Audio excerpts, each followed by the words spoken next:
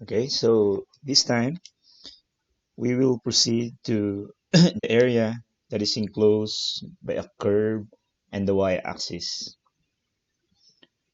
So here in the diagram, so the curve is x is equal to f of y, and this is lying, or the shaded region is lying on the y-axis. So this is different from the previous examples that we had, because in the previous example, all the regions that was shaded and all the area that we are computing is bounded by the x-axis. So because this is now bounded by the y-axis, of course, the rules that we will be using here is different from the previous examples that we had. So if the given is bounded by the y-axis or enclosed by the y-axis, we're going to use this one, area, is equal to the definite integral from the limits a to b. So this will be x dy. Okay. This will be x dy. So this will be the formula that we will be using if the given examples will be bounded or enclosed by the y-axis. Now, so to make things clear, let's have example about this. So let's have this one. Okay, suppose this is the diagram. Let's make it a little bit smaller. Okay, suppose this is the given diagram. And we are asked, as always in this topic, we will be solving for the area. Let us solve for the area of the shaded region.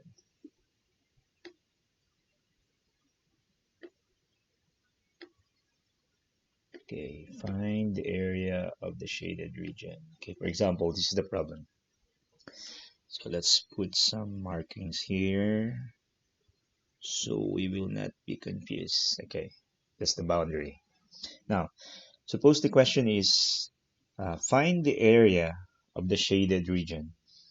So as you can see, this is the shaded region.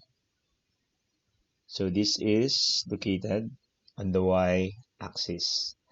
So the limits are 0 to 4, and the given equation is x is equal to y times 4 minus y. Now, based on the formula here, or on the rules, it will be x dy. So since the given equation was already expressed in terms of x, so we can just plug it in directly to the formula.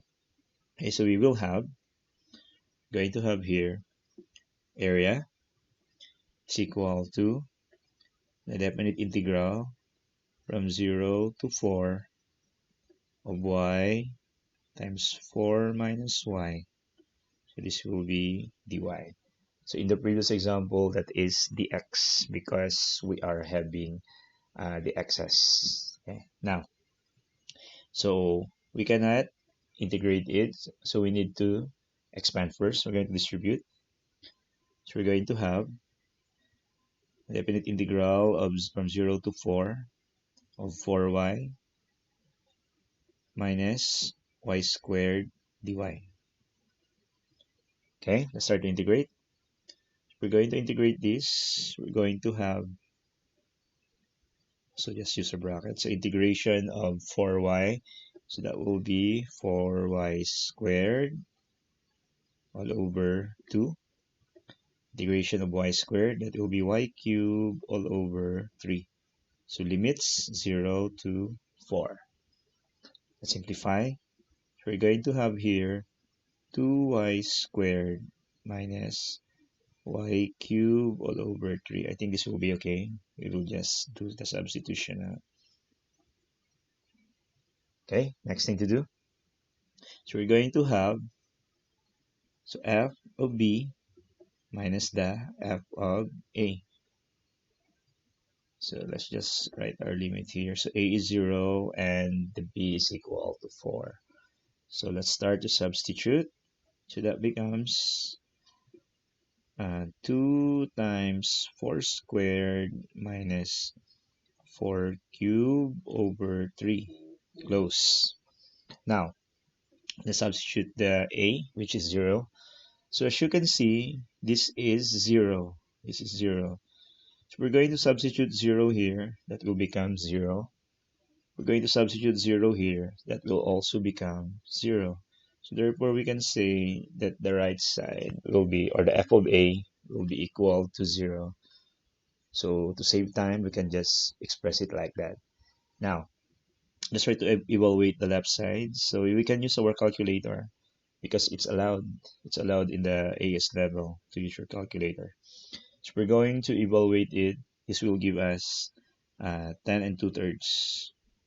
Or your calculator will give you 32 over 3. So we can conclude that the answer here, or the area here, is 10 and 2/3 units squared. So this will be our final answer for this one.